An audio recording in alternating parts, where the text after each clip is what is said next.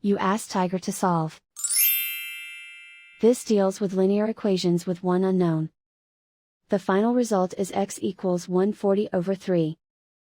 Let's solve it step by step. Group all x terms on the left side of the equation.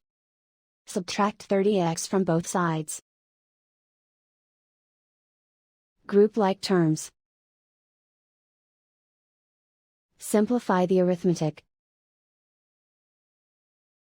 Group like terms. Simplify the arithmetic.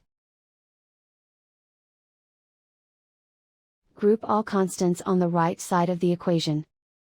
Subtract 1200 from both sides. Simplify the arithmetic.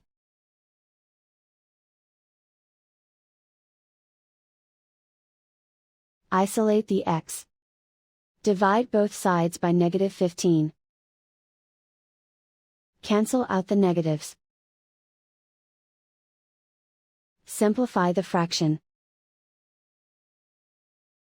Cancel out the negatives. Find the greatest common factor of the numerator and denominator. Factor out and cancel the greatest common factor. And so the final result is x equals 140 over 3.